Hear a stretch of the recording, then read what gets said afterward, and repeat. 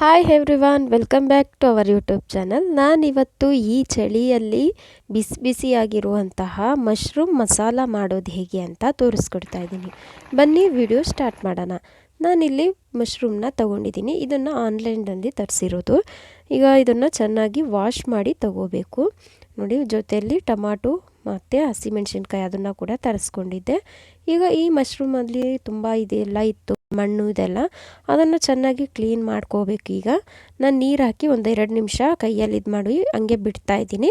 ಮತ್ತು ಇದನ್ನು ನಾನು ಚೆನ್ನಾಗಿ ಇದು ಮಾಡಿ ಕೈಯಿಂದ ತೊಳೆದು ಕ್ಲೀನಿಂಗ್ ಮಾಡ್ಕೊಳ್ತೀನಿ. ಅದಕ್ಕೂ ಮುಂಚೆ ಒಂದು 2 ನಿಮಿಷ ಅದನ್ನು ನೀರಲ್ಲಿ ಹಾಕಿ ಇಡಬೇಕು. ಈಗ ಅದನ್ನು ಚೆನ್ನಾಗಿ ವಾಶ್ ಮಾಡಿ ಕಟ್ ಮಾಡಿ ತೊಗೊಂಡಿದ್ದೀನಿ.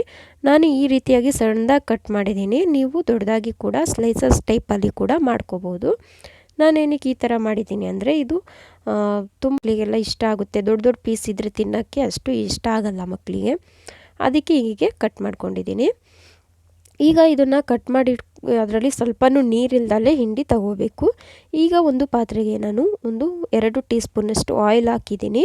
ಈಗ ಅದಕ್ಕೆ ನಾನು ಜೀರಿಗೆ ಮತ್ತು ಸಾಸಿವೆ ಹಾಕಿದ್ದೀನಿ 1 ಟೀ ಸ್ಪೂನು.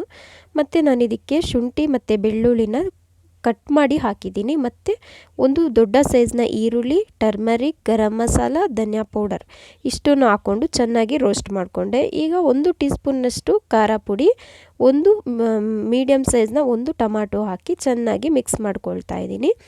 ಈಗ ಇದಕ್ಕೆ ನಾನು ಮಟನ್ ಮಸಾಲ ಕೂಡ ಆ್ಯಡ್ ಮಾಡಿದೆ. ಅದರಿಂದ ತುಂಬ ಚೆನ್ನಾಗಿ ಬರುತ್ತೆ ಮಶ್ರೂಮ್ನ ಮಸಾಲ.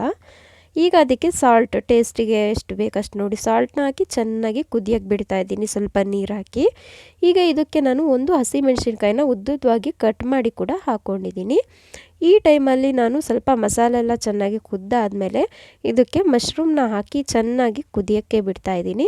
ಈಗ ನೋಡಿ, ಈ ನೀರೆಲ್ಲ ಬತ್ತಿ ಕುದ್ದುಬಿಟ್ಟು ನೀರೆಲ್ಲ ಇದಾಗಬೇಕು, ಹಾಗೆ ಕುದಿಯೋಕ್ಕೆ ಬಿಡ್ತಾ ಇದ್ದೀನಿ. ಇವಾಗ ನಾನು ಕೊತ್ತಂಬರಿ ಸೊಪ್ಪನ್ನ ಕೂಡ ಇದಕ್ಕೆ ಆ್ಯಡ್ ಮಾಡಿದ್ದೀನಿ.